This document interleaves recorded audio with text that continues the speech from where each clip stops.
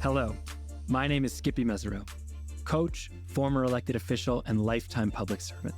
Welcome to Healing Our Politics, the show that shows you, the heart-centered public servant and political leader, how to heal our politics by starting with the human in the mirror.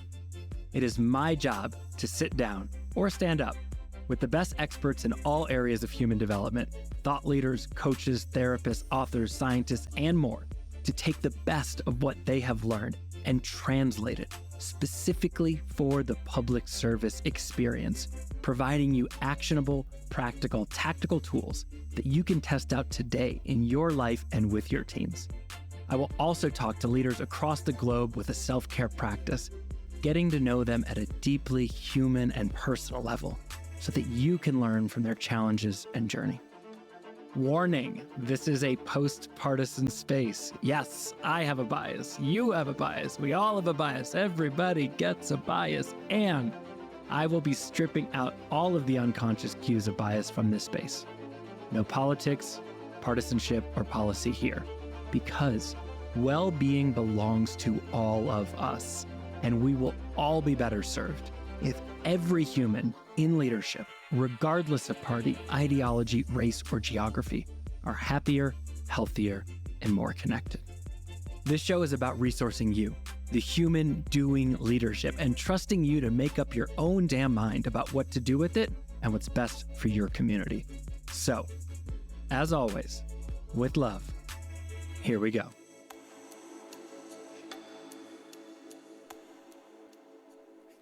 Welcome to the Healing Our Politics podcast, the show that shows you, the heart-centered leader, how to heal our politics by starting with the human in the mirror. And boy, do I have a barn burner for you today as I sit down with expert in neuroscience, non-ordinary states of consciousness, wearable technology, and seemingly everything else, Dr. Dave Rabin. Dr. Dave, affectionately known, is a MD, PhD, board-certified practicing psychiatrist, neuroscientist, and entrepreneur who has studied resilience and the impact of chronic stress on our lives for over 15 years. He is the co-founder and chief medical officer at Apollo Neuroscience, which has developed the first scientifically validated wearable technology that improves sleep and mood. In his practice, Dr. Dave specializes in treatment-resistant illnesses, including PTSD, personality disorders, substance abuse, and more, using minimally or non-invasive treatment strategies. He is also a co-founder and executive director of the Board of Medicine, a MAPS-trained MDMA-assisted therapist, a trained ketamine-assisted therapist. He is currently studying the epigenetics of trauma, more on that, and serves on the board of the Exemplify Odyssey Foundation, focused on veteran rehabilitation, and invest as part of the Noetic Fund. In this episode, we explore that. How does he do all this, and how can you too build systems to be more focused, productive, and effective on a wide range of issues you care about? We talk about his Jewish upbringing, much like myself. We discuss the importance of, yes, cultivating a psychologically safe space, but also a space of rigor and competition, and how you as a leader can up-level the social dynamics in your organization to get the most efficacy, the best policy, and the best outcomes possible. Dr. Dave shares physical practices that you can implement to own your triggers, to return to a rational, calm, connected human. We dig into the epigenetics of trauma, the coding in our genes that we receive from our parents and pass down to our children, and how you can perform generational healing through the application of work that your children will receive. And the top predictor of weight gain, burnout, anxiety, and more. Spoiler alert, they're all the same thing. You will get tools to work on them, and so much more. I hope you enjoy this energetic, highly tactical, and ultra wide-ranging conversation with my friend and light, Dr. Dave Rabin.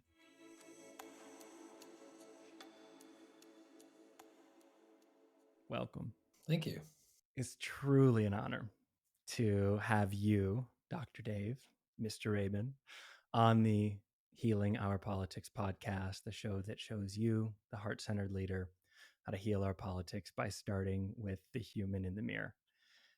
I don't think people will have quite an appreciation for how much you are doing, how much good you're bringing into the world, and how much impact you can have on them in their leadership. So I'm excited to unravel that throughout our time together. I wanted to start with just getting to know you a little bit. What makes you tick, how you arrived at now. And I thought it might be fun to start with an anecdote from your partner in life and love and work, Catherine, who I just adore. We share having amazing partners we get to do all the things with, which is really cool. And you and I are of Jewish descent. She's not. And when we were together last year, she told me the story of the first time that she went to synagogue or temple with you. And the rabbi was giving the sermon of the day, sharing the perspective through biblical Talmudic tradition. And at the end, what happened is somebody who was listening started aggressively questioning the rabbi.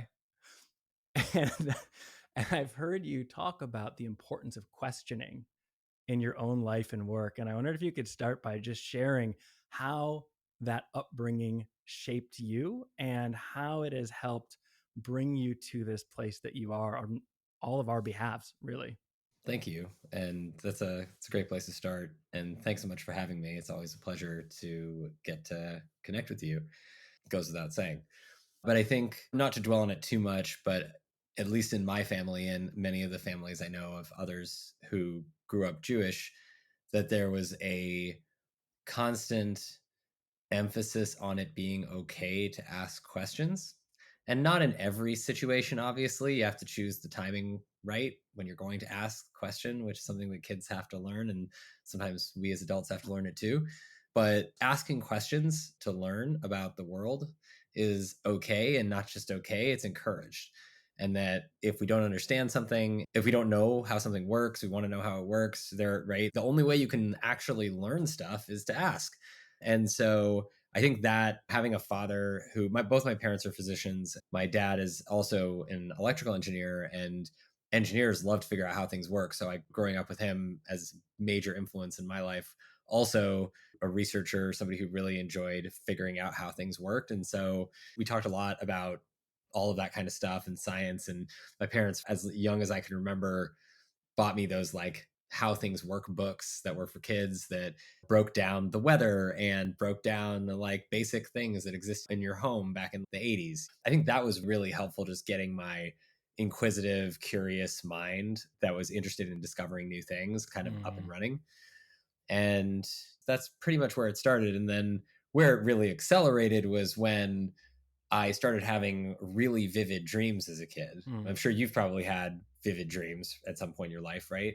It's actually not been my experience. I've had a handful that I still remember that were recurring and were particularly vivid, but it's Yeah. actually an area that I've been wanting to, and I've been saying this for 3 years, that I really want to invest in developing because it hasn't been a natural strength for me. Yeah, it was never a natural strength for me either. So you're not alone. I just think it's very interesting that so many of us as humans have had at one time in our lives. Like I've never had a lot of them, but I've had a couple. I've had, I don't know, maybe 3 or 4 really vivid dreams a year Sure. for my entire life that were much more common when I was a kid. And I didn't have control over these dreams. They were just really real. And I remember at the times that really stood out to me were when I would have a dream with my brother or a friend from real life in the dream. And then I would wake up and I'd be talking with them the next day. And I would reference something that had happened between us in the dream in real life as if it had happened between us in Mm, real life. And they, of course, had no idea what I was talking about. And then I had to ask myself, where did I get that information? And then I realized that information was a memory that I had of the dream the night before or a couple nights before. And over time, as I got older, in the 6 to 9 year old range, I started to have sometimes like more nightmares and scary dreams, and those seemed really real. And so I started to ask my parents, what are dreams? What's going on when we're sleeping that makes us feel so much like real life? And how do we make sense of that in my 6 to 9 year old language? And they basically said, dreams aren't real. Don't worry about it. It's not something to be concerned about. And I think a lot of parents tell that to their kids because they don't want them to think that they're nightmares are real, because if they think Totally. they're real, then, they can become really scared as kids. And then you start to fear sleep. So that's not good. So I think they did the right thing. But in the back of my mind, from that point on, I started to continue to have occasional vivid dreams. And it made me realize that they felt so real, almost indistinguishably real from real life, that the way we use and define the word real must be off. There must be more going on underneath the surface of what we call reality, even as under 10 years old, because of just what my parents told me about that word applied to these things that clearly felt real to me. Hmm. And so from then on, I started to become really interested in consciousness and sci-fi and methods of thinking and psychology and dreams, of course, and all of that stuff. When this was a clear, acute interest, you're 6 to 9. Do you remember where the first place you went was to research or speak to someone or get a body of knowledge? I think it was like sci-fi books. Yeah. Of course, started to get into things like, and it wasn't 6 to 9. I was probably reading at that time. I started to get into scary stories like Goosebumps and more like sci-fi kids books, Yeah. right? And then things like X-Men and the paranormal, and exploring things that just were weird fantasy type things, because I'm just like, I want to learn more about that. I don't understand it. Everybody's telling me it's just made up.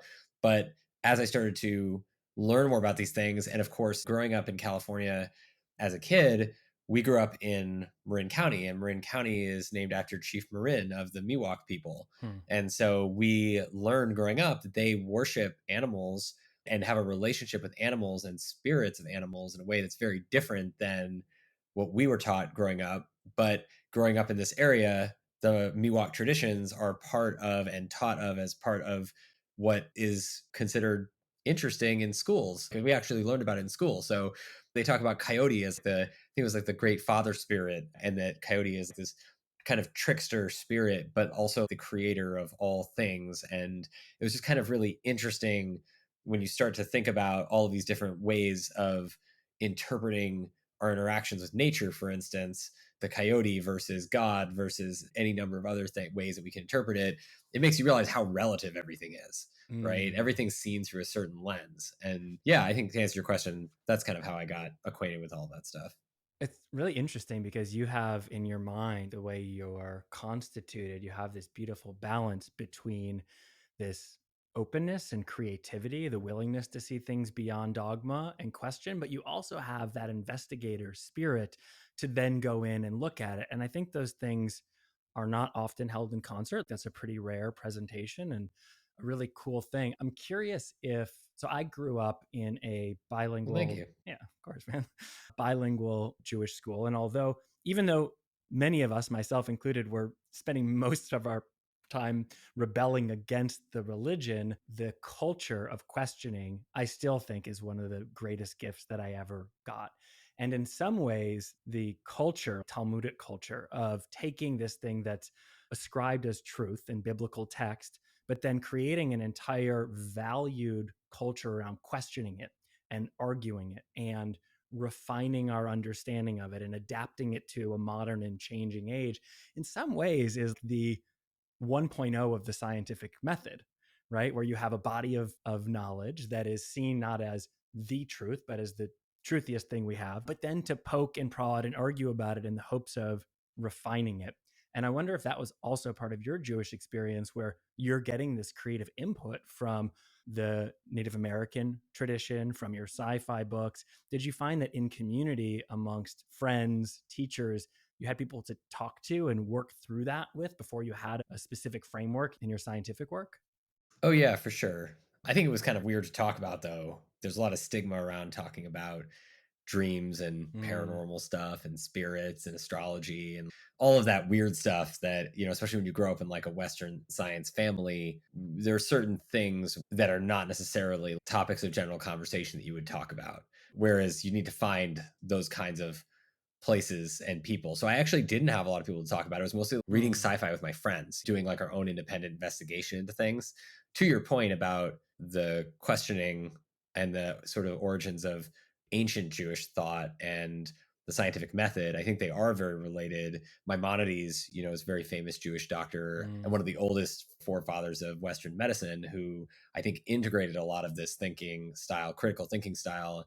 And I would say that probably studying Torah in Jewish school when I was there for a few years and understanding, and before my bar mitzvah and that kind of thing, and actually having to do interpretations of it on our own based on what we mm, knew and provide evidence to back your interpretations and really try to understand what they were trying to say effectively about how to live a good, happy life. And what you can learn is teaching how to think, right? It's teaching you yes. how to fundamentally appraise evidence and come up with an argument that makes sense, it's based in reality, and then weigh out all the other kind of stuff, right? Yes. Yeah. It's so wild. I can't believe I'm about to do this. If you had asked my 13-year-old self if he was going to go on a diatribe defending the benefits and merits of, of a bar mitzvah, I would have looked at you I know, very right? quizzically.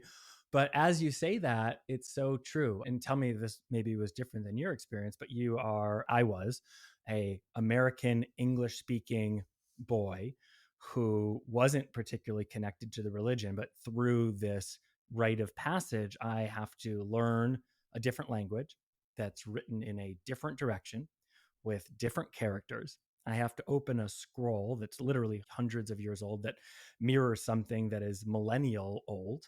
And then I have to read it for comprehension directly in the biblical text, translate it into my own understanding, perform it in front of a large audience of people, including musical notes, and then write a evaluation of it to teach a lesson that applies to the modern day.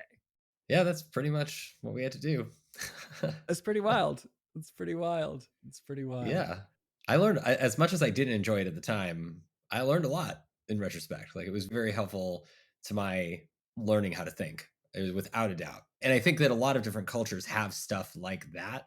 Not necessarily the same, but similar coming of age experiences or community based experiences that where we interact with different members of the community traditionally in these cultures to teach us some of these skills. But a lot of modern society doesn't have that anymore. And I think that we are desperately needing it. Yes. I'm curious if there was in my observation, what you were doing then, which is kind of questioning orthodoxy, thinking about new things, and both existing in this place of atypical thought. But also, I imagine there was a lot of people at your bar mitzvah, you had friends, you were in community, etc.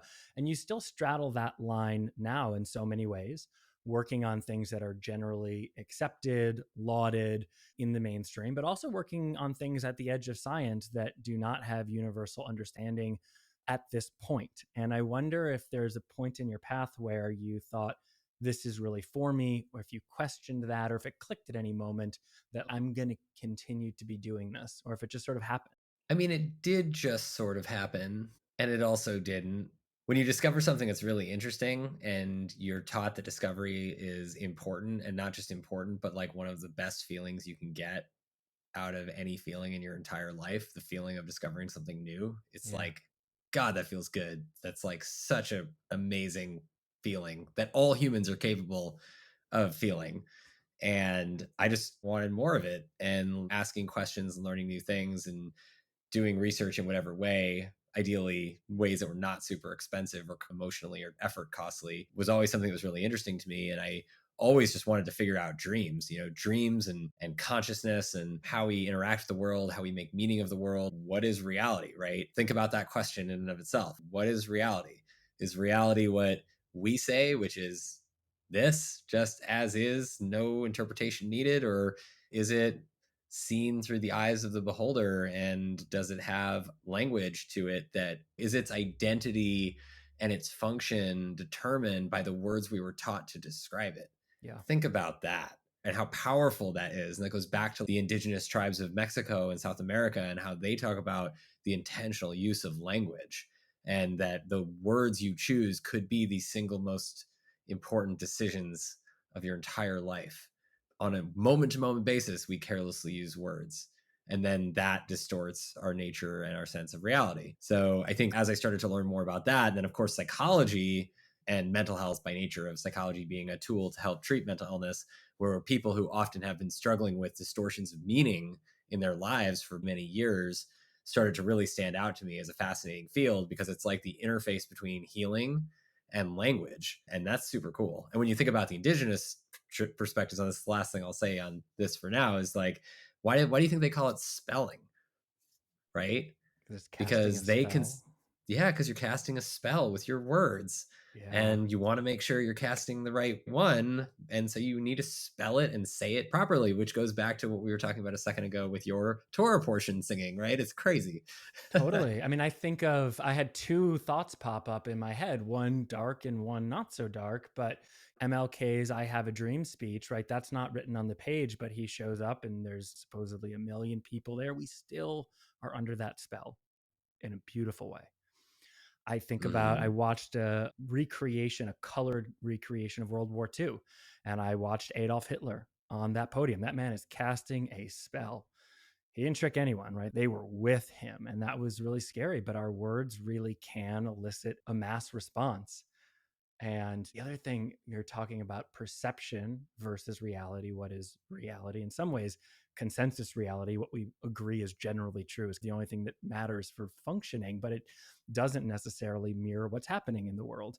We know, for instance, that roughly 97% of the known universe is dark matter and dark energy, things that we can't see or directly interact with outside of the forces of gravity. We know that we can now measure that effect, but we have no idea what's there. We hold hands with a loved one and derive so much pleasure from that touch. And yet, if you were really to go down, we're never actually touching.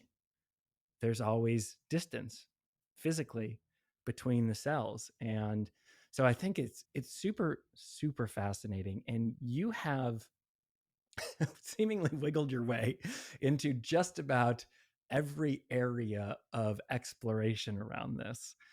And I want to start by understanding how. So, just as a little recap, and I'm not going to get all of this, but I have a rather large piece of paper with some of the things, a cross section that you are working on. As we know from the intro, right? MD, PhD, board certified physician, neuroscientist. You're a practicing psychiatrist and you're working specifically with people who are treatment resistant, so really hard cases. You've been trained in MDMA assisted psychotherapy, ketamine assisted psychotherapy. I believe you're practicing in those as part of your practice. You are Just ketamine. just ketamine. Okay. MDMA is not legal yet. Did you participate during studies though? I actually received training to be able to kick off some of the mechanistic studies and how MDMA therapy works to induce some of its changes, which we published in February of 23. But I wasn't actually in the Got it. treatment groups. Got it. Okay.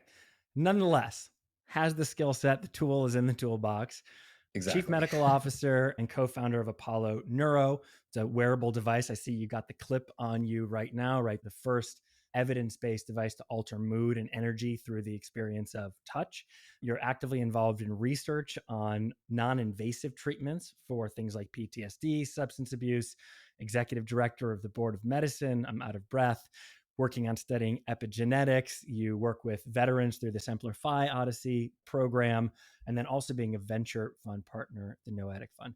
Now, what I find interesting about this is many of the people listening, it's probably the only audience where many of the people listening are going to be wearing the same number of hats.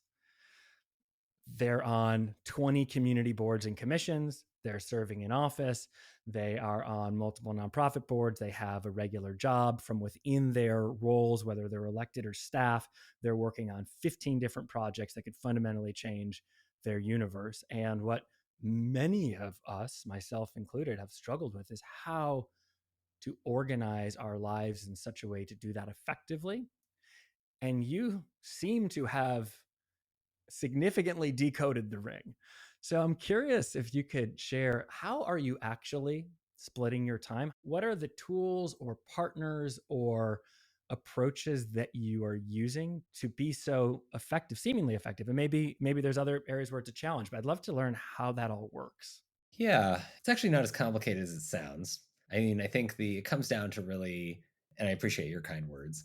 I am just an extremely passionate person. I love to do this kind of stuff. All the things you mentioned are really fun for me. And so when I'm working with good people, this stuff feels natural and I get energy from it. And I get Mm. energy from it because it's engaging and it's fun and it's intellectually stimulating to me, and I'm doing good for the world, and I'm seeing like people actually feel better as a result of the work that I'm doing, or learn new information that helps their patients feel better.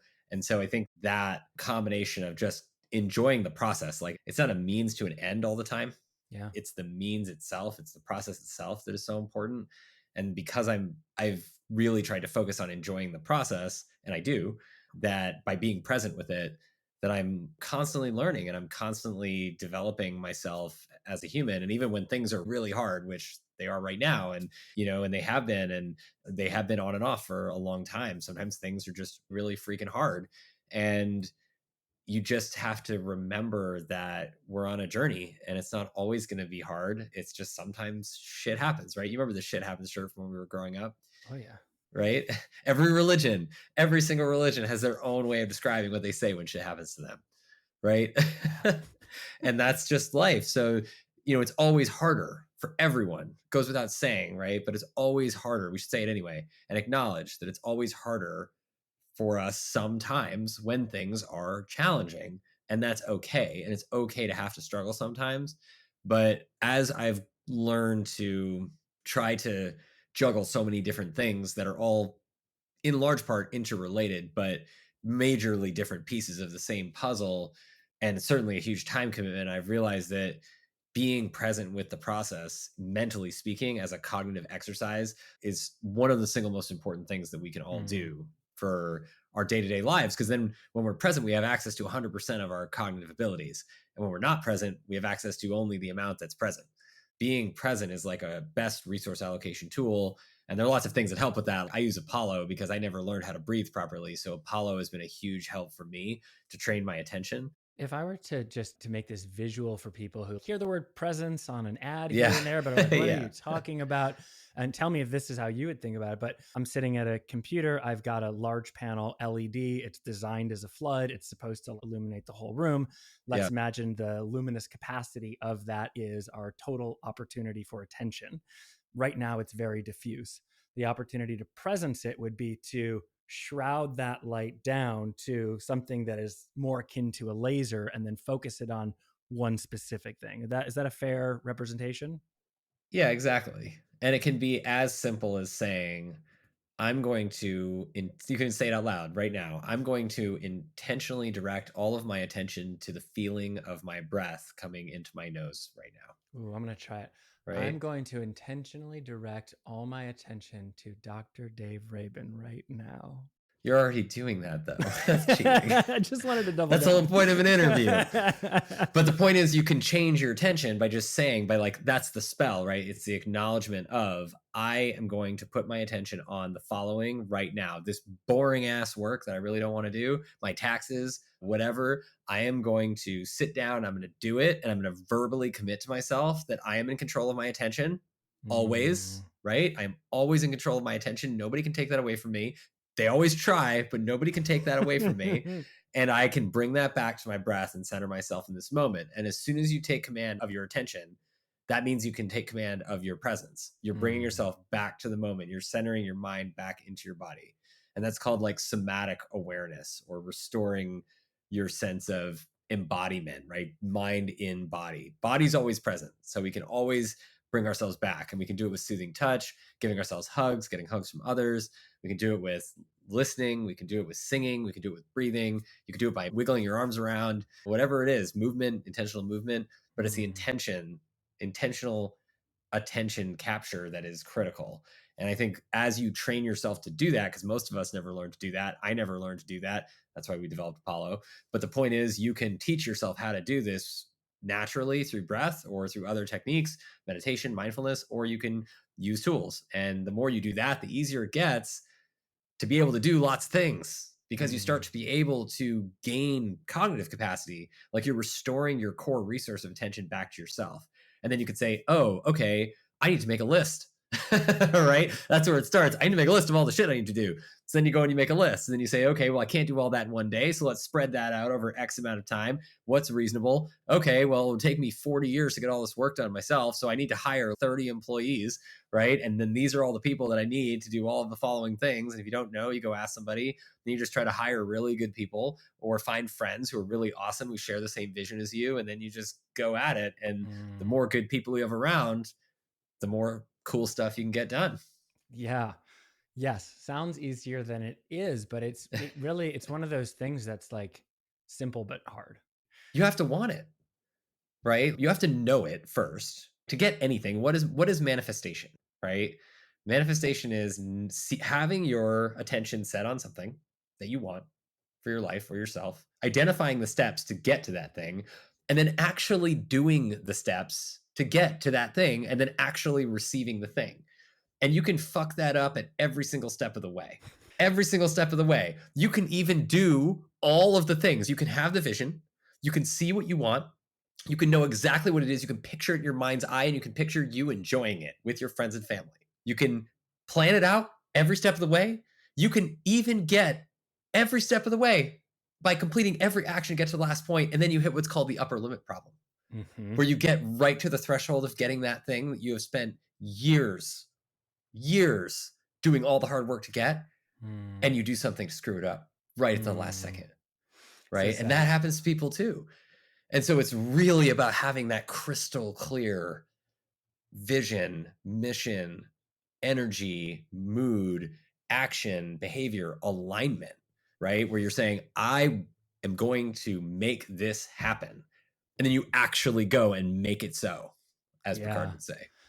Okay, I want to follow up with a number of questions to tease out some stuff that I think I and others have struggled with in that process, but I'll just embellish a little bit on that higher limit problem because this is something I see as a coach a lot.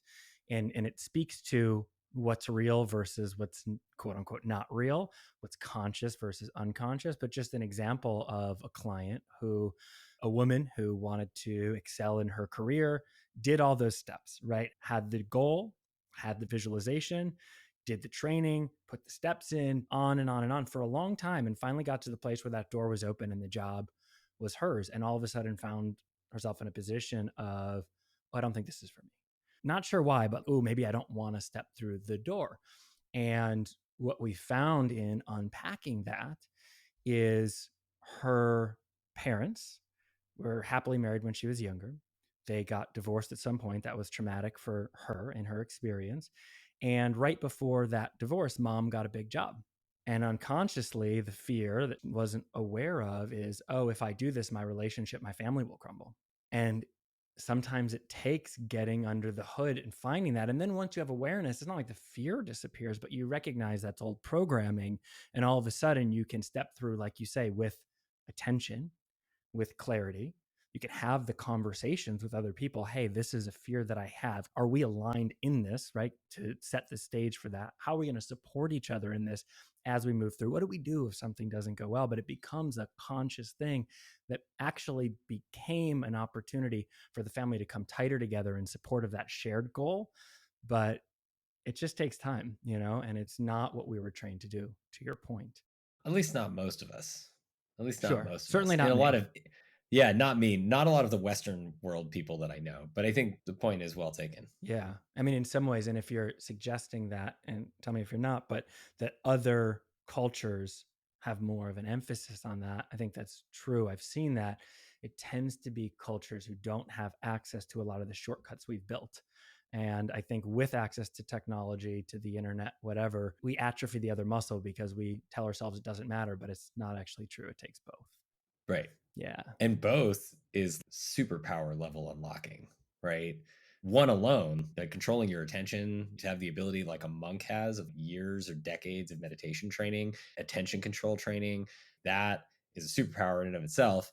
You combine folks like that with the ability for technology to enhance our access to those features, and you start to get like superhuman abilities. To me, that is actually where I think cyborg, I say in quotes, but like human machine augmentation is actually can take us in a reasonable amount of time, where we could actually not just be able to control a phone with our brains because of a neural implant. you could be able to control your entire computer and your phone and your car and a whole bunch of other stuff with tactile or worn augmentation. So the Mm, ability to not necessarily, who wants to have something put in your brain if you don't have to have something put in your brain? The risk is so high of neurosurgery, so high. We don't talk about that enough, but I think that's really important to note. And there's so many things now that we can do where we can start to use technology thoughtfully and intentionally, just like our breath, to augment our lives, to help us be more meditative more of the time, have more access to more of our attention more of the time, able to physically recover faster. Think about those kinds of simple things, and then think about how much of an impact that could have on the average American's life, right? Impact that's unseen in some cases or unpredictable in some cases because it affects decision making, right? yes. I was thinking the best way to understand what it could be going forward is to look at the ways that we don't pay attention to it happening going back. I'm wearing a sweater right now. Sweaters were not something that humans knew how to do when we came out of East Africa, right? I don't know when we started making sweaters, but it was a ways after that. We didn't need them. It was really warm. It was a good climate. But because I have this sweater, I have access to the entire landmass of the country. I have access to the resources in it. And if I don't, someone else does, which is part of why I even have an iPhone that works in the first place, because someone was able to go mine that. And they were able to do so because they had the knowledge to do it because they lived past 30, which is something we didn't have before we had food safety and hand soap. I mean, there's so many ways that we have extended our experience that are largely invisible to us. And if we imagine the next step is coming from the physical form where our physicality is safe, and in some ways that's now created a condition where our minds are sick or in dis-ease, and now we're going to apply that to the cognitive and to the collective, to the connection between us. And I think you can get pretty wild and excited about what is possible. It's a great observation. Well, yeah, I mean, I think this is the most exciting, I think, frontier of discovery, right? And it's paradigm shifting. It's like paradigm shifting for the field. When you think about some of the recent studies that have come out, let's take mental illness as an example, where for many years, maybe it was 4 decades or more, we have been taught biological psychiatry, which was a huge deviation from what you might call psychological psychiatry, which is what came before, where you had Freudian analysis and Freudian techniques.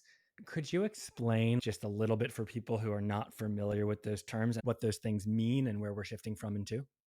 Yeah. So, as of the early 1900s with Sigmund Freud and then later Carl Jung and many other famous psychiatrists and psychologists, this is how our current field today of psychiatry and psychology was founded, through this theory of mind. And it was a way to talk to somebody and ask them certain kinds of questions, ideally in a non judgmental way, to learn about them so that we can understand how to interpret what it is they're experiencing. To your point, how to know that there is a past difficult situation you were in that's preventing you from getting to your goals in your current situation, right? Like the woman you just described earlier with the turning down the job at the best job she's wanted at the last second, right? Because of a past experience. Like if you know this is because of something that happened to you in the past and you're not under threat anymore and you're safe enough to make the right decision with a clear head, then you're going to make the decision that's best for you, not run away, right? And think about how life changing that can be for somebody. It's like absolutely life changing.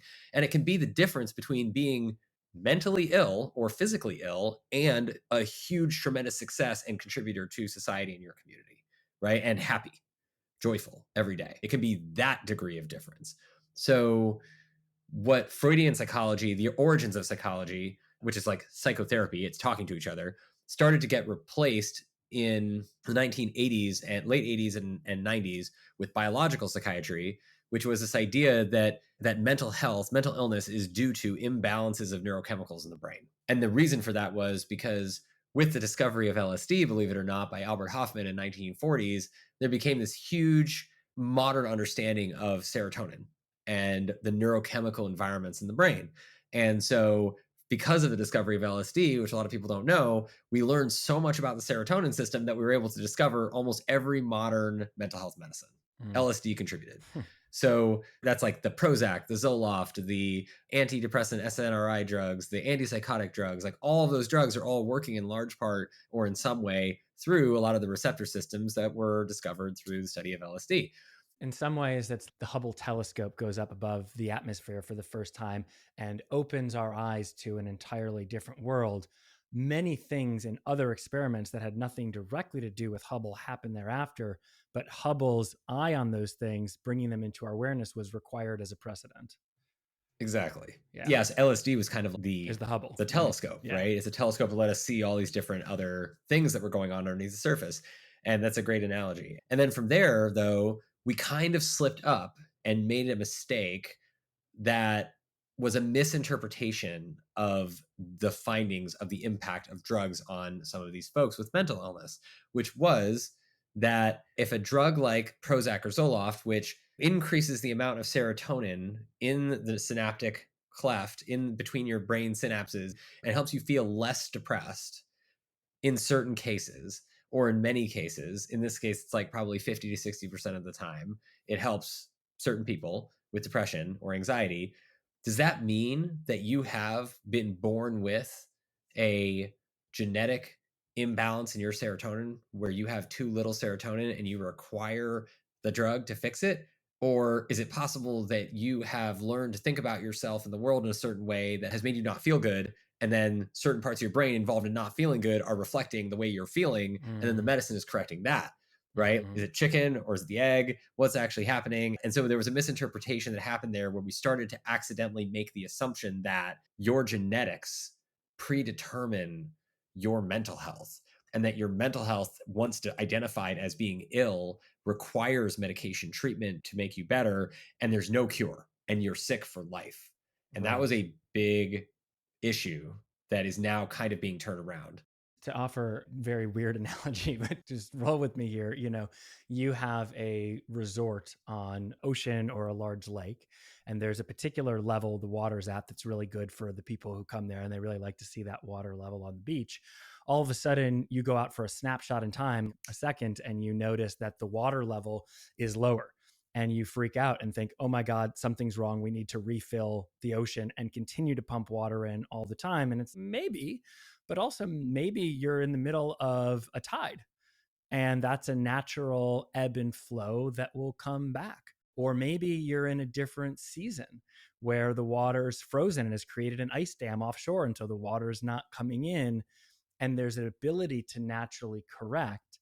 And if you rush to, or you over ascribe one particular cause to that scenario, in some instances you'll solve the problem, which happens for many people, and that's great and it's amazing to have that tool. But in others, you're actually creating another problem and a long-term problem by misapplying the solution that doesn't feel that condition. Am I getting that right? Yeah, absolutely. Okay. I think that's a great way to think about it. Another example of when this has happened in human history is with infection and hand washing, since you mentioned hand washing earlier, right? Save more lives than any invention ever, right? But when it was discovered, Vilified. yeah, it was not believed that germs were passed down for many years, probably centuries. It was not accepted that germ theory existed, that there were germs that could be passed down from like my hands to your body, right? That was not something that was understood, or that could be I'm not sneezed out. responsible for your sickness. Get out of here. Right. But I think this is a really important story because it gives us a sense of how far we've come and yet how not far we've come, right? So prior to 1908, or in the 1920s, when antibiotics were first invented or discovered by Alexander Fleming, who discovered penicillin, we didn't really have germ theory. And so what Dr. Ignaz Semmelweis, who's a famous, I think, Austrian physician, decided to do an experiment in the 1880s, 1890s. And he said, at that time, doctors were doing autopsies and then going and delivering babies and not washing their hands. And the maternal and infant mortality rate was high, Very like high. 40%, 50% of women or babies would die in a given labor. And he said, what if I just use some antiseptic stuff between when I go in to deliver these babies? Wonder what would happen. So he did it. And he did it on like 100 women, and he reduced mortality rate for infants and mothers by a very significant percent, mid two digits percentage, like maybe 40% reduction or something like that. And then he went and presented this at the medical meeting. And of course, back in the 1890s, all the other doctors were men and there were no female doctors. And so we presented this at the meeting of all the doctors at the medical sciences convention of that time. And he had actual evidence that he was saving lives of women and babies. And they booed him off stage and they institutionalized him for that discovery, Yeah. where he was then beaten and likely died of infections that were caused by people beating him without washed hands and restraining him. And the reason why, which is the best part of the story, because none of the rest of the part of the story is good, really, but it's a good lesson. The best part of the story is the reason why they booed him off stage, which was because the man's hands at the time were thought to be infallible, incapable of doing wrong. That was the medical rationale. The scientific medical rationale was that the man's hands are incapable of fallibility, incapable of doing wrong, right? And at that time, infections were thought to be life sentences, forever a death sentence if you could not treat it quickly, and often resulted in amputation and significant shortening of life. All of a sudden, antibiotics were discovered. Ignaz is vilified, even though he died like 20 years before and institutionalized in an asylum. He's vilified because all of a sudden hand washing becomes the most important discovery, or one of the most important discoveries ever, next to antibiotics, which proves that we can now kill bugs and prevent transmission, which extended human life decades in one generation, and turn something like infection, which was thought to be incurable and often a life sentence of death, terminal illness, turn that into something that could be cured in 5 to 7 days with penicillin. That changed everything. And that is where we're at now with mental illness. And that's what I think is so important for people to understand, because we are at the phase of mental illness where mental illness is considered uncurable. We are taught to not use the cure word with our patients because it's not known that there is one. And yet, on the surface of what's happening with psychedelic assisted therapy, with MDMA assisted therapy, finished trials, and at the FDA's desk, with technology that is actually treating illnesses in a major way for mental health, we are at the verge of actually, in the next 5 years, starting to have publicly available antibiotic equivalents for mental illness. It's probably not going to be 5 to 7 days, but it might be like 3 months. And then you're cured at a very high rate from an illness you might have been struggling with for decades. And nothing could be more exciting to me than that. So I want to get into that, but I want to just highlight something for our audience, because it can be so easy to look back at others, in this case, those who demonized and vilified Dr. Fleming, and be like, how stupid were they? I would never do something like that. Well, just to point out, that's what everybody thought then too. And as someone in a decision making role, a question you could ask yourself is, what was something I heard recently that I dismissed out of hand? What was something that before I considered it, I wrote the person off because of the party, the association, the clothing they wore, the flag or non flag on their lapel pin? What have you written off? And what would it look like for you to not repeat that mistake by genuinely listening and questioning your own thoughts? And what you might find is you're right. And that's great. And if you do, then more evidence, more ability for you to go out and make a case. That's going to strengthen what you're doing. But if you're not, you don't want to end up being the person who delayed the next antibiotic or the next hand washing. And so I just really want to highlight that point. It's such a salient story. I appreciate that. Yeah. I mean, there's so much we can learn from this stuff. I think the tendency is to say, I'm ashamed of that human behavior and I'm just going to ignore it.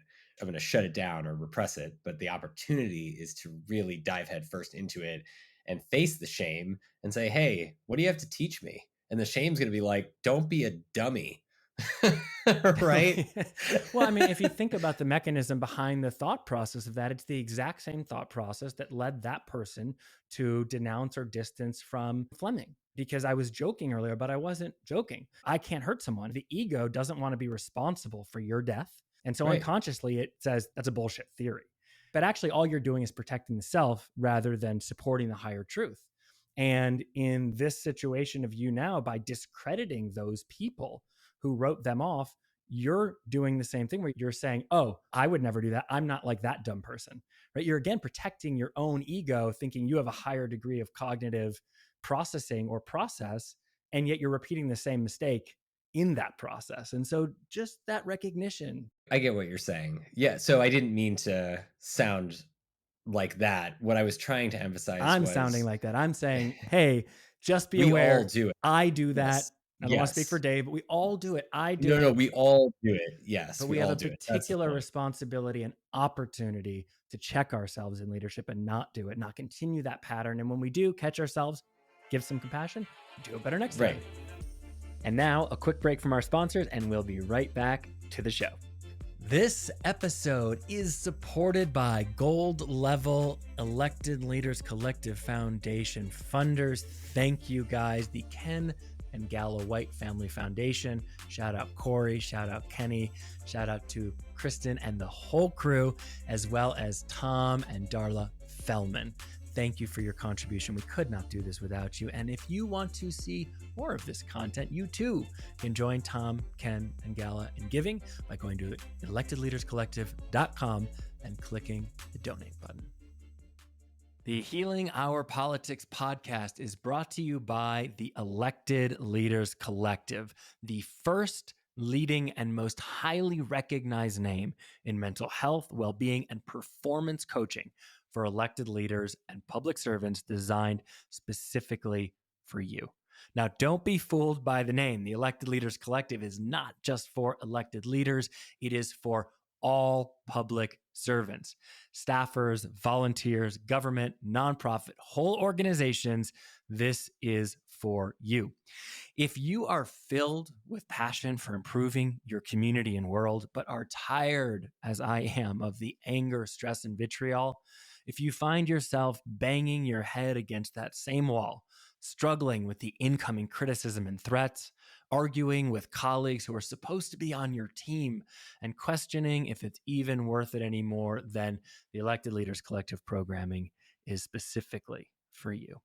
With the Elected Leaders Collective, you will learn to become a hashtag political healer, building the authentic, unshakable confidence and courage to stay true to yourself through the anger and pressure, while cultivating the open, empathetic mind to meet others with the curiosity, compassion, and kindness necessary to respond to threats, improve challenging relationships, de-escalate conflict, and bring people in your community together to solve real problems and get shit done. You'll reduce stress, anxiety, and overwhelm and become a more effective leader while having time for your family, yourself, your health, and your wealth, sleeping well at night, and showing others they can too. Now that's leadership. Healing Our Politics listeners receive 10% off all Elected Leaders Collective services using the code hashtag political healer. Use it today and become one of the brave political leaders healing our politics. Use code hashtag political healer by going to www.electedleaderscollective.com and starting today. That's www.electedleaderscollective.com and starting today. Right. And that's exactly right. Because we all do it. I've done it. We've all done it. And I think that's the key, is it's not personal. Yes. Right. It's just part of being human. That's the neuroscience piece I wanted to emphasize, which is that this is about the neuroscience of familiarity and unfamiliarity. Right. Think about how we evolved as organisms on this earth. We evolved to fear things and reject things that are unfamiliar to us, unless they are clearly safe and provide benefit. Just by default, we automatically have fear or rejection of things that are unfamiliar to us, because unfamiliarity poses at least a tiny amount of uncertainty, which poses at least a potential tiny amount of threat. And so for us to be able to safely, keyword, experience diversity, unfamiliarity, newness, the unknown, we have to feel safe enough to allow our guard to come down, physiologically speaking, meaning it looks like our heart rate coming down, our breath rate coming down, our blood pressure coming down, feeling your thoughts start to slow down, feeling safe enough in your own body to be able to take in that new information and actually interpret it properly, give it the credit that it deserves, and ask yourself the question, hey, is it possible that what I was taught might not be telling me the full story about this specific thing. Maybe I should try to learn more. Nobody's asking you for a definitive lifelong decision right now. This is just about discovery. Discovery is an active lifelong process, right? You don't have to convict every single time you make a decision to believe something. It's really about just exploration and understanding that what we know now could be completely disproven by what we know in 5 seconds from now. And that's just how life is. Yes. And so I'm going to come back to the tools, techniques, approaches to cultivate that inner security, the psychological safety, to help in cultivating environments where others can find that. But before we do, I would really like to dig into kind of the neuroscience of this. You've talked around a handful of things, the MDMA assisted studies for treatment resistant PTSD. You've mentioned another number in passing, but can you help us understand sort of the mechanistic basis for what's really happening in these states, how it differs from normal processing, and help us understand what's happening? Because this is probably very weird and new to a lot of people. I can break this down fairly simply, which is one of my favorite things to do. But talking to you in this conversation gave me a new way to think about it myself. Always learning, right? So when you have a really amazing conversation with somebody that makes you want to tell them all the things about you, and Mm, they clearly want to learn about you, and you just want to tell them and be completely candid and honest with this person. mm. Name any features of that person that make you want to do that.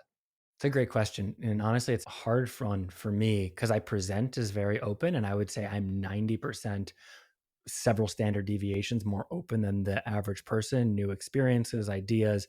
But there's 10% of stuff that I still have a lot of guilt or shame around that I really don't want to tell anybody. Right. So I'm imagining who would I want to share that 10% with? I would want to have complete confidentiality to know it's not going to be broadcast to others in a way that I perceive real or true to be able to hurt me. I would want to feel really held and loved by that person. I would want to know that whatever I share would not change their opinion of me, that they were truly there just with my best interest in mind. And I would also want it to be in a safe space. And I know that's a charged word. I don't mean it in a way of we don't have Yeah, differing and opinions. That's not how I mean it. I mean a place that's comfortable, warm, physically. welcoming physically. That actually Right. feels like an important piece of it to me. So let's run through that list again real quick. So we can start from the back or the front or in any order, right? So the last one you said, physical safety, safe space. We'll call that physical safety. Then the first one you said was confidentiality, right? So safety of information, right? Safety of privacy. What were some of the other ones that you knowing that the person isn't going to change their opinion of you based Yep. on what you tell them? Safety from judgment, Yeah. judgment free zone, right? What else? Loving presence or warmth. Right. Safety of connection, feeling a genuine, Mm, authentic connection from this person where they're not doing this because they want to get something from you. They're doing it just to be there for you because they love you. yeah. Right. Unconditional love and affection, connection, safety. Yeah. Right. So even that is enough to emphasize my point, which is that it is those things that you just described and probably a couple other things, but that's really the core of it that helps people even without drugs involved at all, just in the basic original psychotherapy, talk therapy model that helps people feel safe enough to talk to us Mm, and expose vulnerability. And vulnerability, the places where we feel ashamed, guilty, weak, in pain, emotionally, mentally, physically in pain, those places are the places where healing occurs. And mm, if those parts of ourselves are too ashamed or too guilty or too afraid to come up to the surface in a conversation for healing, then it's really hard to heal them. And the whole core of the healing experience in general, but specifically important for mental health, is to create that safe space, all encompassing physical, mental, emotional, legal, and financial safety. Create that safe space where people can comfortably be safe enough to be vulnerable. And mm. then when they're safe enough to be vulnerable, the wound is exposed We can clean it out just like a physical wound in the ER after you get a cut. We can clean it out, we can wash it out, and then we can bring the edges together and we can sew it up so you don't have a scar or infection afterwards. Right? And that's what we're doing when we're doing really great, normal face-to-face talk therapy. And what psychedelic medicines do is they amplify that process by amplifying neural signaling and pathways that are involved in, at least they do a lot of things, but this is one of the major things they do, is that they amplify those safety pathways, especially MDMA, to help people feel safe enough to go back and remake meaning around extremely traumatic experiences and things that they never want to remember or may have told themselves that they will never remember. It helps them go back and remake meaning around those things and those experiences from a position of safety. And when you do that, what you do is you're able to rewrite your own story from a perspective of safety and strength, not from a perspective of weakness and victimization. Does that make sense? It does. And I'm wondering if I am a veteran in one of the studies that you're talking about. I'm treatment resistant, which means I've had these other elements that are not pharmacologically induced.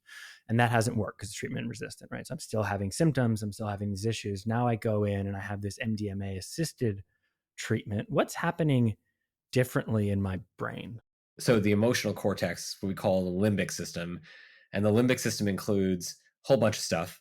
And there's a whole bunch of stuff that's happening, by the way. So I'm just going to try to break this down as simply Yeah, as I and you can. go ahead and be nerdy as you want. I'll bring it back, but I'm quite curious. We don't often have someone with the requisite knowledge as a neuroscientist to get into this, and someone's going to be interested in it. I'm one of those someones, so bring it on. Yeah, I love this stuff. But basically, this emotional cortex of the brain is similar to all the other sensory cortices of the brain, the parts that sense the physical feeling of touch and temperature, the parts that sense sound, the parts that sense smell, the physical parts of that. And then there's the part of our brains, the limbic system, that senses the emotional component of every experience. So why did this thing that I just tasted make me sad or happy or angry? Or why does the smell of my mom's chicken soup make me feel so good? All of those kinds of emotional parts of an experience that go hand in hand with experience is centered in this emotional cortex. And the insular cortex is a very important part of that.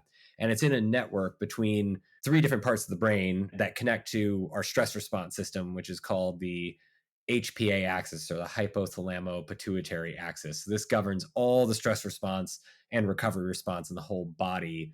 And then that, along with the vagus nerve, which calms everything down. Can you say what the vagus nerve is and how it functions? Because I hear this term all the time and I honestly don't know. So the vagus nerve is cranial nerve 10. It's a nerve that is also known as the wandering nerve because it innervates almost every single part, if not every single part of our entire bodies. It comes out of the brainstem, and it is innervating all the parts of our bodies because it tells the blood vessels and the organ systems that are involved in rest and recovery, like digestion, reproduction, immunity, metabolism and storing of energy or spending of energy, sleep and recovery systems, all of those systems we want to be active when we're at rest and not running from a bear or a lion in the jungle, are governed by the vagus nerve. Got it. So if it's Christmas and your brain is an Amazon distribution center, the vagus nerve is the biggest superhighway in the country that can most quickly get those packages out to kids all over the place.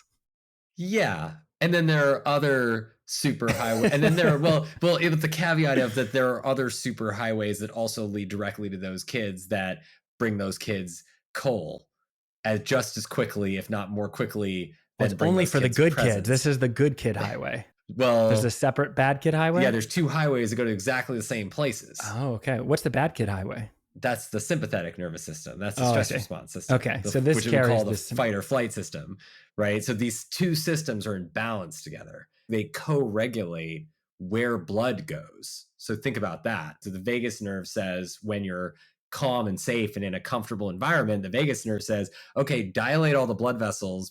And you can experience this right now, by the way, if you do a minute of 6 deep breaths where each breath is 5 seconds in and 5 seconds out with a tiny hold at the top and the bottom, you will activate your vagus nerve. You can also just rub the side of your neck very gently on one side and you'll activate your vagus nerve. You can hold your breath. There are different things you can do that rapidly activate your vagus nerve. But what happens when you do that is it dilates blood flow to all of the parts of the body that we want to get resources when we are recovering. So your digestive system can now break down and absorb food properly and nutrients. Have you ever wondered why your stomach's upset all the time when you're stressed out? Because there's no resources or blood going to your digestive system. So your digestive system's, I think I'm running from a bear. We should shut down. You don't need me right now. Let's just take everything we can as quickly as possible without using as much energy and let go of the rest, right? That's stress belly, right? So digestion, reproduction, the single biggest cause of infertility and erectile dysfunction and anorgasmia in women is stress and anxiety, right? Think about that, right? What else? Immunity, single biggest, most common reason for getting sick, working too hard. Single biggest reason for gaining weight, working too hard. Overeating, working too hard. Burnout, depression, anxiety, right? This is no mystery. And the reason why that is because the vagus nerve governs those parts of our bodies. So, but the superhighway for fight or flight nervous system, the stress response system also does. And it says when you're stressed out all the time, take blood, squeeze the blood vessels to all the organ systems that are recovery systems that aren't required for immediate survival right now, fight, flight, or freezing, and send all those resources, that blood, to skeletal muscles, heart, lungs, motor cortex of the brain, fear center of the brain. We're getting the F out of here. The getting the F out of here is the systems that need to be activated when we perceive actual or perceived threat. So too many emails, too much news, too many responsibilities, too many rainy days in a row, right? Too little sleep, you name it. This all tricks our bodies into being in that fear response all the time, which then takes energy away from recovery systems like the vagus nerve governs, and then we get sick over time. That's how sickness effectively exists and manifests. And so the emotional brain is a core part of that because the insular cortex that governs empathy, feeling what other people feel, introspection, self-reflection, feeling what we feel, and interoception, awareness and feeling of our bodies, is all deprioritized when we're under stress or threat because blood flow gets taken away because none of those things are all that important when you're running from a lion. Yeah. You actually very much need and want both of those systems. It's about having them responding in a normal range at the times when they're desired, as opposed to the times when they're not desired and they're triggered by something that isn't actually relevant to the physical environment, even though psychologically we might think that it is. Exactly. And they're in balance together. So we want them to be balanced. We want to have equal access to them. But if you don't learn as a child how to train your breath, or you don't learn as an adult how to train your breath and control your attention, then you don't actually learn how to control these systems. Like these systems, we were taught run in the background and you don't need to worry about it until you get sick. That doesn't make any sense. If we have control over the systems, why would we not teach people how to control the system? Why would you not show the pilot all the knobs on the plane and what they do, right? Well, we believed we didn't have to, right? And conservation of energy is a thing in the nice way. Laziness in a not nice way is a thing. And we were having this conversation this morning about navigation, right? Literally, like, how do I get around my world? And I was saying how I feel very lucky to have just been young enough that my first solo international trips, I had to use a paper map. I had to have conversations with people in other languages. I had to learn how to geolocate myself. And although I don't exercise that much because my phone or my car just does it for me, I can go back to it if I need to. But for people who are 5 years younger or didn't have the privilege to travel at a younger age, that has been atrophied since birth because I just assume my GPS is going to be there. And so I can understand, even though retrospectively it seems like a bad call, I can understand how we thought, oh, well, science is saying all this stuff is taken care of. If I have a problem, I'm going to take a pill. So why would I bother spending my time on that? Right. I can understand how we got here. Yep. Nailed it. Okay. So going back to the veteran PTSD trial example, here's how I'm understanding it. And you tell me if this sounds correct. When in the theater of combat, in actual physical violence, the highway of response, right, the parasympathetic, we needed that. And that turned on strongly. And that's what got us out of that building. It got us out of that The firefight. sympathetic. Sorry, sympathetic. Yeah. Apologies. Got us out of that building, got us out of that firefight. And that was a really helpful thing. We're super glad we had that symptom or system. Then we get home, and imagine in that environment, I was in a small room and somebody burst through the door, right? And so the fear memory is somebody bursting through the door. And in response, my sympathetic system fortified itself. It put metal on the outside of that door so somebody couldn't shoot through it. But every time I hear somebody knock on the door, I just go right back into that place. That's super scary. My defenses go up, and that's my nervous system protecting me from something that it's learned is a threat. In a normal, well, I shouldn't say normal, but in a more average on the bell curve presentation, simply creating that environment you talked about with a therapist, the physical safety, the safety from judgment, the safety of connection, the unconditional love, that might be sufficient to go back into that. But when my sympathetic nervous system is so heightened, even just a little tap on that door, I hear like a cannon, and I shut down in fear, and I'm unable to go into and process that. And the pharmacological intervention on top of that, in this case, the addition of MDMA, goes in and puts a large mattress topper on the back of that door so that when someone does go to tap or even to knock, I don't hear the loud bang and it doesn't trigger that response. And now I'm able to go in and process those things. Is that kind of a fair analogy? I would say it's more than a large mattress topper, though. It's like putting on goggles onto Mm, that person that allow them to see and feel themselves the way they saw and felt the world as an innocent child, which is why we sometimes call it child's eyes. So if you think about, mm, that's a lot more than a mattress topper. That's like being able to go back and re-experience your life in different meaningful ways, like see how different situations of your life impacted you in the past with the warm, loving hug of your mother the entire time, or your whole family, right? The warm, loving hug of your entire family hugging you while you're going back and watching these incredibly challenging situations that you had to face in the past. And so then what that affords you the ability to do is to reappraise the meaning around those experiences from the standpoint of gratitude for the awareness of how this happened and you recovered from it, and gratitude for the support of anyone there was that was supporting you through it, and gratitude for your own ability to be resilient and overcome it, and then forgiving yourself, finding forgiveness in yourself for the challenges and mistakes you might have made along the way, and then being compassionate for yourself and then loving yourself. And so it invites that radical safety that's enhanced by the molecular action of the medicine, like in the case of MDMA, is the lighter fluid that you throw on top of the coals to really get them going before you actually cook the food. That's what it's doing. And it's just safety. And then the person's like, oh, that doesn't mean shit about me. That's just some shit that happened to me. Bad shit happens to everybody. Fuck.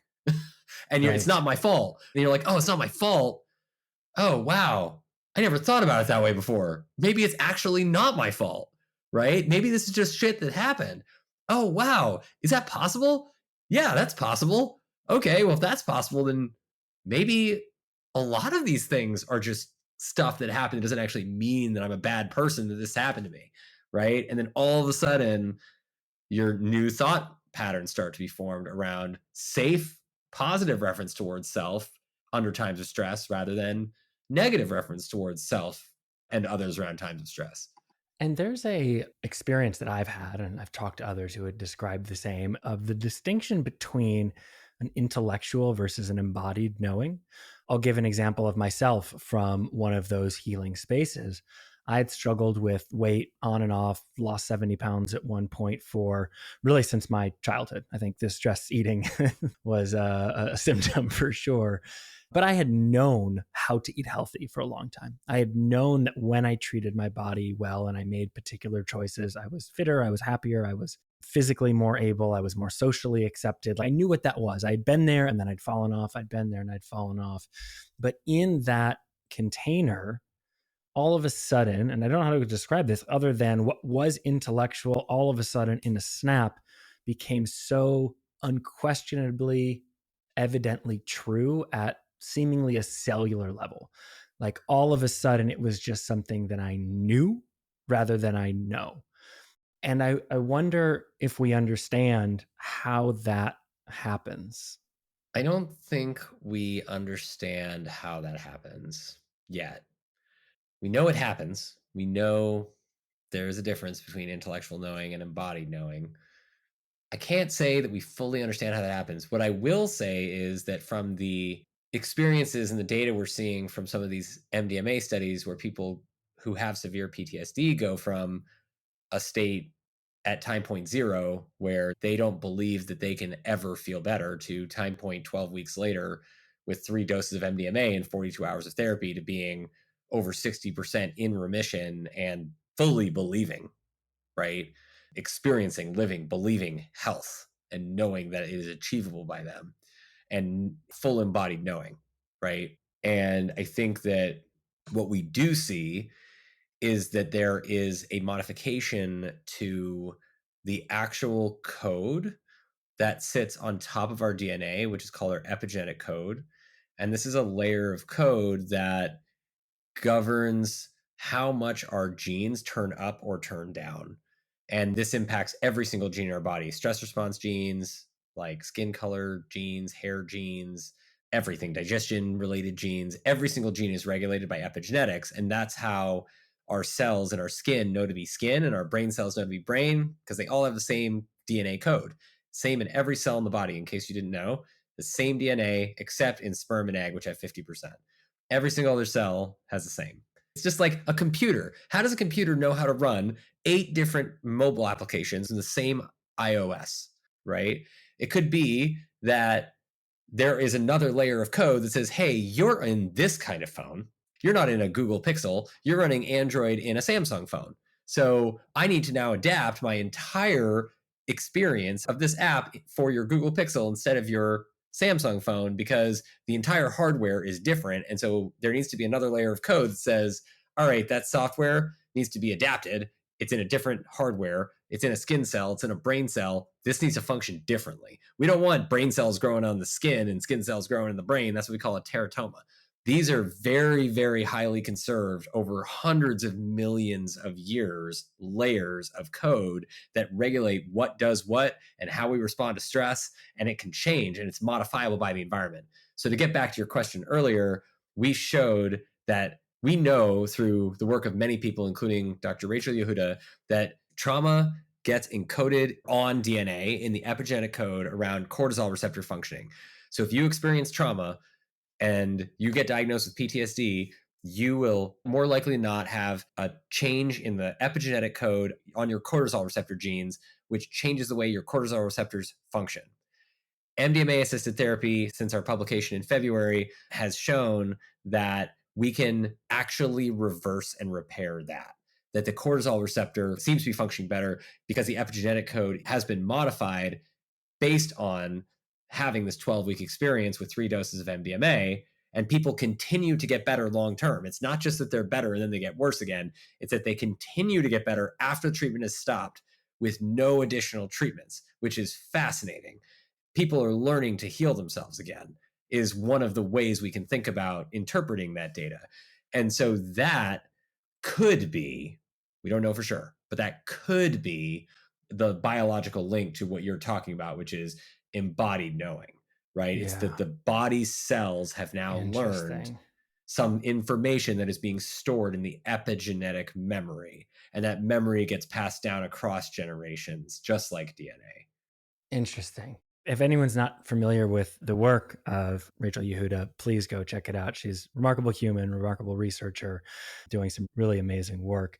That's fascinating. And so what I'm hearing from that is, just as a bit of a recap, is our current condition is not predestined. It's not unchangeable. If we are in a place of challenge or trauma, or I should say the presentation of trauma or fear, those are mutable, changeable conditions. They require application and work on our behalf, sometimes directly, sometimes with another person, sometimes with a pharmacological intervention. All of those or one of those may apply to you. And when you do that work, when you apply the effort and techniques of healing, you can not only improve your own existence, experience, effectiveness, but you can also rewrite the genetic code that will be passed down to your children and their children. You can literally perform generational healing that is heritable, or at least that's what the evidence is beginning to suggest. Yeah, you can literally stop the cycle in any moment. Every single human has the ability to stop the cycle of hurt. And it starts by just choosing what you put your attention on to take it full circle. In every moment, there exists fear and love and everything in between. And you can choose in any moment from what perspective you want to approach the world. Do I want to approach the world from a perspective of being afraid all the time in everything that I do? Or do I want to think about the world from perspective of love when I'm not under threat, when I'm not actually facing a survival situation? We have that choice. And so choose the lens. Be intentional about choosing the frame of reference from which you are referencing the world, because that effectively steers all of the meaning that you get from the world and everything that you do. And that single choice has a huge impact on all of it, all the way down to the biology. Yes. And I want to start with the recognition that we are all dealt a different hand in life, that chance has a lot to do with it, that before we can make that conscious choice, the world imposes its own evidence on us. For sure. You work in some really tough cases. So for someone who's listening, who has very bravely taken their challenge and decided to be in a place of leadership or policy work or service as a police officer or teacher, they're doing their best, but they're listening and thinking, yeah, Dr. Dave, fuck you, right? I grew up without parents in a violent environment. We were robbed by the time I was 3. I didn't get to go to the school other people did. We didn't have a teacher or books in the school. Who are you to tell me to love, right? I'm obviously being, big about it, but just how Yeah. someone like that steps into your office or into a study, how do you meet that person and what's available to them that might be approachable coming from that place of understandable and justified fear? I mean, it's all understandable and justified fear, right?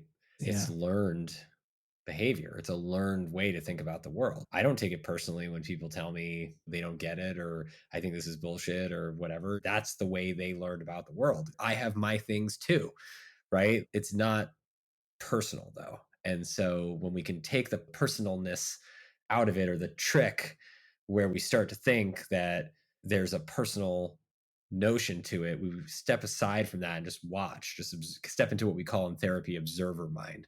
So it's non-judgmental listening, just watching, observing what our thoughts and feelings are doing. And what we realize is that it's just about listening and meeting you Mm. where you are and meeting whoever it is where they are. And everybody is in a different place, and that's okay. But the point is, it's not your fault. And there's nothing inherently wrong with you that got you there or that resulted in you feeling like a victim for a lot of your life, which a lot of people do, which is avoidable. Also, it's learned behavior and it's not personal, right?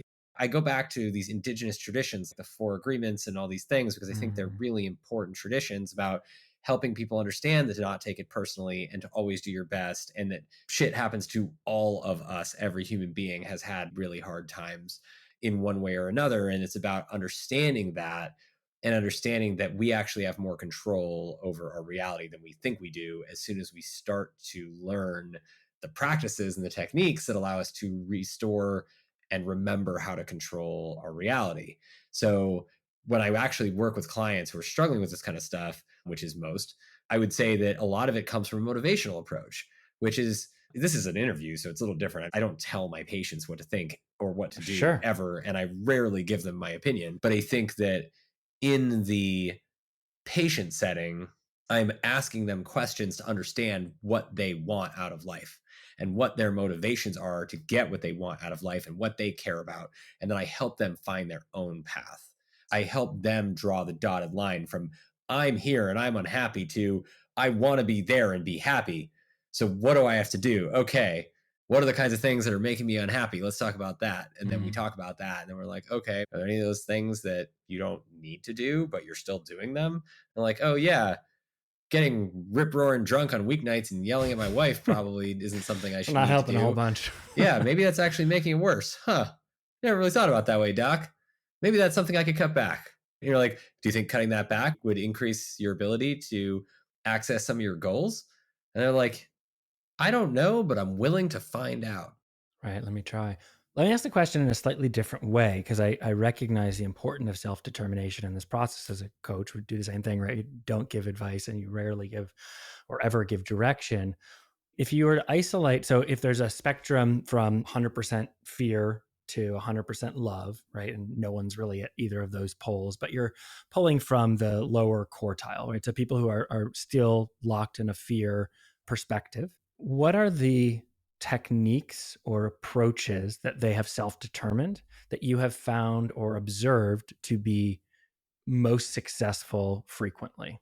We talked about some of them. I would say the two most important ones, there's actually three most important ones probably, but probably don't have time to go into all of them in detail. But it really starts with gratitude. Hmm. And gratitude is a word that we are not taught to use properly, but it is an incredibly important word.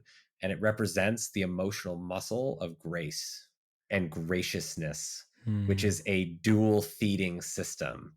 Because when I Hmm. express thanks to you, and you feel good about doing something nice for me, then I feel good about making you feel good. And then you feel Hmm. good about making me feel good. And then we have a mutual feel good relationship, right? Which is the way human relationships are meant to be. We're supposed to synergistically, mutually collaborate to improve each other's lives. We even have entire parts of the brain devoted to collaborative adaptation. Hmm. It's that feedback loop around gratitude that is really important, and to make that really actionable for people. The way to think about that is it's very, very hard to be grateful for bad stuff that happens to us. So don't do that. Be grateful for yourself for getting through it. Find things about yourself to be grateful for, doing good things for yourself, for doing things that have helped you survive, to help you overcome stress, right? And even if they're simple things, I'm grateful that I got out of bed today, right? Most people don't say that. Most people don't care about that shit. That's the same shit we do every day. But if you take a moment to say, I'm grateful for getting out of bed today and having energy to do that, I'm grateful for making myself a delicious breakfast. I'm grateful for the sun on my skin and the feeling of warmth. I'm grateful for these comfy clothes. Whatever it is, I'm grateful for being able to take a breath right now because I chose to. All of those things are strengthening your biceps in the gym when you're working out. It's literally pumping gratitude iron, and you're strengthening neural networks in your brain around, I associate going about my day with being grateful for things that are happening in my day and for myself, most importantly. And then you start to train that muscle, and that literally shifts your mindset from, wow, I have to get up today again. Why me? Why do I have to do all this annoying shit today? Why me? What's wrong with me that I have to feel so miserable all the time? Right? It's not just you, it's everyone has these thoughts, right? So we need to normalize that part and then help people understand that it's okay that you've had these thoughts. We're all taught to have these thoughts and think about the world in this kind of why me outlook way. But why me is a fear response, right? Expressing gratitude is a love response. It's a love muscle. And so if we train the love muscle, or start to, by practicing gratitude and just trying to discover things in our lives, in us, every moment of the day that we can be grateful for, then we live a life of grace. And Hmm. that is a really powerful initial way for people to very actionably, very simply start to get through this. You don't have to be grateful for the bad stuff that happened to you, but you can be grateful for your awareness of the lessons you've learned from the mistakes we've made, right? Failure is the best teacher. So don't necessarily be grateful for the pain, be grateful for what you learned from the pain. Yeah, and just to make it specific, and there's a number of ways to do this, a simple journaling practice in the morning or the evening before bed, capturing 5 things that you are genuinely, truly grateful for. And as Dave said, focusing on the easy ones. I have a client right now who struggles with being self critical. something that I can certainly relate to. And their work right now is to each day, at the end of the day, 5 genuine compliments to themselves. And so there's a number of ways that you can get at that. Other things other than a gratitude practice that would be great first steps, maybe if there's one more that you think would be a particularly helpful first step for someone who's still very much in that fear place. I mean, the simplest ones are like get and give yourself more hugs, right? Just Mhm. do this. Dave's Hugs hugging are, himself, if you're wondering. yeah, hugging yourself is really important. It's not weird. We should be doing it more. We're supposed to get lots of hugs every day. Hugs are really important. And breathing, doing breathing and actually intentionally directing your attention to your breath is a way to restore a sense of control to yourself instantaneously. And anxiety and stress come from more than anything else feeling out of control. So if we direct our attention to things we have control over, giving ourselves a hug or moving around or taking a breath, where our attention goes, then you're automatically restoring a sense of control, which makes you feel less anxious and stressed Mm, because you're spending less time thinking about things you don't have control over. So starting to understand all of this stuff is extremely empowering of us to be able to actually make the changes we need to make for ourselves. And it's a day-to-day, moment-to-moment thing that doesn't actually require a lot of work. It just requires the diligence to continue to remind yourself non-judgmentally to do it, because everybody slips up and everybody forgets. So it's about, oh, I slipped up, I was nasty to that person and expressed fear and I acted out of fear. It's okay, I made a mistake, let's learn from that experience. I'm grateful for the awareness that I made that mistake. Let's learn from the experience. And so you can see this cycle that comes back to between thought questioning, breath, and gratitude that starts to feed this loop of self healing, which is really building these emotional muscles. And then from gratitude, there's forgiveness, self forgiveness, and self compassion and self love. And those are some of the things that come out of indigenous Shipibo medicine in South America that are really interesting, other emotional muscles that we can train to be more healthy and sustainably so, mentally, emotionally, physically, and to start to little by little kick us out of these difficult places that many of us get in. It affects everybody. So I use these practices literally every single day. I kid you not, every single day. And they have changed my life and made me so much more of a healthy person throughout. yeah. And just to highlight something you said earlier in the specific around the breathing practice, 1 minute. So take out your iPhone. Let's be honest, it's with you. Maybe you're an Android, but you got a phone on you. Set an alarm for 1 minute from when you set it. Close your eyes. Breathe in for a count of 5. Hold in the breath for a count of 2. Out for a count of 5. I think that's what you said earlier. And do that until the bell rings. And within that minute, when you open your eyes, you will find you open them to the same room, but a totally different environment than you went into. It's really true. And if you do it for longer, it works even better. Totally. And you can do it on the go, right? I think you don't have to sit there and do it. You can do it on a walk. You can do these breathing techniques when you're moving around. And if anybody hasn't tried Apollo who's listening, you can download the Apollo Neuro app on your iPhone and it will actually guide you through that breath work through feeling. And so there are lots of different ways that you can experience these states. Yeah, definitely go check that out. A lot of good stuff there. The last thing I want to touch on is we've talked about the internal regulation. Most of the people listening to this are going to be in a position where they also have the opportunity to help or aid externally regulate their environment. You could imagine being in a city council meeting, for instance, and there's just livid, angry people in comment. You've got colleagues who you know, or at least you have the story, are coming at something from a different perspective. There's a ton of fear of loss, fear of things going the wrong way, fear of outcomes. And the result is a dynamic where it's very hard to see each other as people and speak as people. And as you said, in that place, the higher functioning doesn't work great. And we do a poor job of having dynamic, creative discussion, which is what actually is necessary to solve complex problems. And we end up with subpar or no policy on issues that are really necessary. We end up in gridlock. And if you were sitting in one of those chairs and you were having that hard time, because we all do, and we all have an outcome that we want, what might you do to help in some way lower the temperature in the room, shift from that place of fear to love, and help, even if it's in a small way, to create or cultivate the conditions for a more respectful, generative dialogue?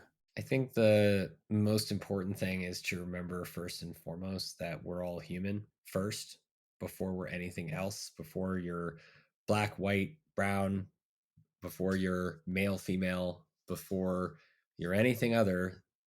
In addition to being human, we're all human first. Mm. And as humans, we all have the same core needs, wants, and desires. We need food, we need shelter, we need safety, physical safety, we need air, and we need water. And we need love and affection and connection, physical love and intimacy, and emotional love and connection and intimacy and community. We all need these things. This is not special to any one group of humans, despite what we have been taught and what we might have taught others. All humans need this stuff to have good, healthy, happy lives. We also need other things. We need a sense of autonomy. We need a sense of mastery, right? We need a sense of being able to feel like we can take charge of something that is special to us, like our special skill. We need the opportunity to learn how to self discover ourselves. And these are all not complicated things, but they are things that are critical needs for healthy, happy human existence. We need breaks. Think about how simple some of these things are. And yet, we do not afford every human these things. We approach the conversation that what I represent and my constituents are more important than what you represent and your constituents. For whatever reason, I am going to make a decision that's going to result in getting what I want over getting what you want without the option for reasonable compromise. And I think that's where there's a real struggle, because without the requirement for compromise, then stuff just gets gridlocked, and then we don't actually make any change, or the change becomes so expensive to make that it just never ends up happening. And or by the time it happens, it's just a huge mess and doesn't actually do what it was supposed to do, which happens all the time in government. And we see it all the time in the US government.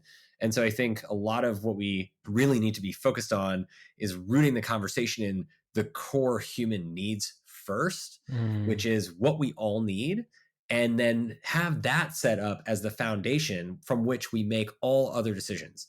And if we have a major decision that negatively impacts one of those core needs, then that should be at the top of the list of things that we're discussing and coming to consensus agreement around to fix immediately, right? This is basic human existence. And if you want to take it another level, we with the earth are all alive before we are anything else. We all share aliveness. And we need the earth to stay alive as humans. So if we don't use that empathy cortex of our brains to think about what other humans and what ourselves and what the earth wants moving forward in this relationship that is a two-way relationship together, the earth could very quickly become inhospitable to all of us. And if it does, then we're fucked, majorly fucked. There is no other place for us to live as humans other than the earth right now. And we are probably at least a decade away from having any kind of reasonable, habitable colonization of any other planet. And it's going to suck compared to the earth. So let's just be real here for a second about Yeah. what we all need to do, which is recognize not just on an individual human political level, but on a worldwide level, we are all alive.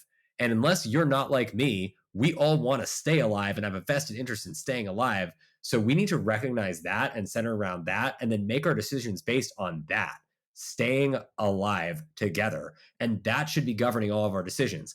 Once we start making decisions based on that, it don't matter what color or shape or size or look you are, or where you came from or your background. All of that stuff doesn't matter anymore Mm. at all, right? It's totally trivial.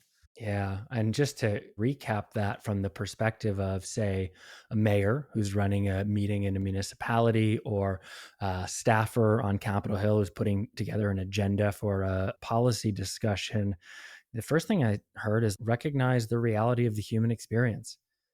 You have the opportunity to put in a break. You don't have to have a 5-hour meeting without a bathroom break, without the opportunity to stretch or relieve stress if it's a difficult conversation. You can put that in. You can lead people in a breath or two. You can recenter people when they are triggered. You can bring them back to the present moment, to the room, offer them a glass of water. ask them a question to see if they're present, if they can come back. And when you're in discussion, you have the opportunity to validate others' perspective, to demonstrate your understanding of where they're coming from. Doesn't mean you have to agree with it. Doesn't mean you have to vote for it, but just to recognize their humanity and that you understand and see them opens the door for a more meaningful conversation that's more likely to result in a good outcome for everyone. Those are the key takeaways that I heard in there that I think are very actionable. Would you agree with those? Yeah. Got to find the common ground. Everything's about finding common ground. That's how we get to solutions. So find the Yes. common ground. It's right there. We're all stepping on it. Yeah, the job is the solutions, not the fight. And we forget that when we are in that place in our minds, but we have now some of the tools to get out of that as well. And so that's our responsibility before we come into the room and after we leave the room. I would love to do this for about 2 more hours, but in respecting our biological needs and calendars, I want to kind of start to wrap us up. And I want to just ask, where do people find you, your work, Apollo Neuro, anything else that you would want to point people to for anything? What are some of those resources for them? You can find me on socials at Dr. David Rabin on Instagram and Twitter. You can find me on my website at drdave.io or my clinic, apollo.clinic. And you can also find Apollo Neuro at apolloneuro.com. That's apolloneuro.com. And you can also go to wearablehugs.com, which is what the kids call it. I love it. And if you want to learn more about my work in consciousness and psychedelic medicine and the rest of what's going on in that world, I have 2 shows on Spotify and Apple Podcasts. One, the consciousness show, is called Your Brain Explained. And the psychedelic news show is called The Psychedelic Report, which is a bi-weekly show where we cover the latest news and goings on in the psychedelic space. And I look forward to seeing you all out there. Told you there was more things that I didn't mention earlier. They just keep coming out of the woodwork. It's pretty amazing. Final question, same for every guest. Our audience are not passive observers. These are the proverbial humans in the arena. If you were to leave them with just one thing, a thought, a practice, an inspirational quote, anything at all that would best resource them to be a vector for healing our politics, what would you leave them with? I think the millennial old temple at Delphi does it much better than I do. It's a temple of Apollo. The temple of Apollo has many different things inscribed on it, but 3 of the main points that are inscribed on the top of the temple are very famous and very much forgotten in our society. And they are: number 1, know thyself, know who you are, figure out who you are, discover who you are without guilt, without shame, without judgment. Figure out yourself. That's the lifelong journey that we're all on. Learn who we are and learn what we're capable of and dive into that unknown. Number 2 is something to the effect of gluttony brings ruin. Don't be greedy. Don't take more than you need. Number 3 is don't have hubris. Approach the world with humility. Don't act overconfident in the face of what you don't know. It's one thing to dive headfirst into what you don't know with the goal of trying to learn, and it's another thing to dive in thinking that you already know everything and that you have nothing to learn and that you're the teacher. We're teachers in certain contexts, but in general, we are the students of nature and the universe. And it's really, really important for us to always remember that. Its surety brings ruin. Approach the world from a place of modesty and humility, open to what's out there. Don't be overconfident. Don't have hubris, and nothing to excess. Don't be greedy, and know thyself. I think those are still, if not still true today, as true as they were when they were first inscribed. Beautiful. Thank you so much for your time and your work and for being here with us today and being in my life as well. You are an incredibly positive force everywhere you go. And I'm so grateful to know you. Oh, thanks so much, Skippy. I really appreciate it. And likewise, grateful to know you. Thanks for having me. Thank you so much for joining us today. If you want to put what you've heard here today into practice, sign up for our newsletter, The Leader's Handbook, where each month you'll receive just one email with a curated selection of the most useful tools and practices discussed on this podcast today and over the course of the last month, delivered in simple how-to worksheets, videos, and audio guides, so you and your teams can try and test these out in your own life and see what best serves you. And lastly, if you want to be a vector for healing our politics, if you want to do your part, take out your phone right now and share this podcast with 5 colleagues you care about. Send a simple text, drop a line, and leave the ball in their court. Because the truth is, the more those around you do their work, the better it will show up in your life, in your community, and in your world. Have a beautiful day.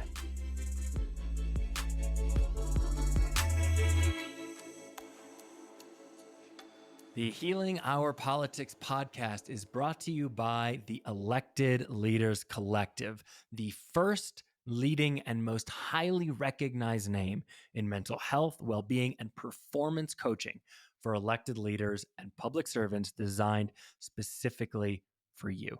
Now, don't be fooled by the name. The Elected Leaders Collective is not just for elected leaders. It is for all public servants, staffers, volunteers, government, nonprofit, whole organizations. This is for you.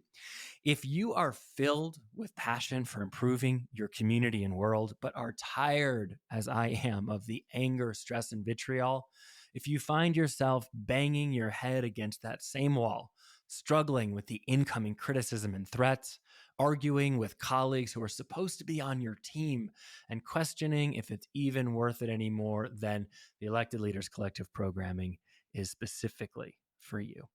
With the Elected Leaders Collective, you will learn to become a hashtag political healer, building the authentic, unshakable confidence and courage to stay true to yourself through the anger and pressure, while cultivating the open, empathetic mind to meet others with the curiosity, compassion, and kindness necessary to respond to threats, improve challenging relationships, de-escalate conflict, and bring people in your community together to solve real problems and get shit done.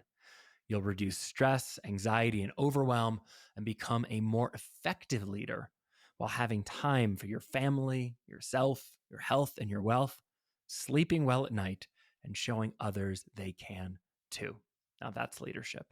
Healing Our Politics listeners receive 10% off all Elected Leaders Collective services using the code hashtag political healer. Use it today and become one of the brave political leaders healing our politics.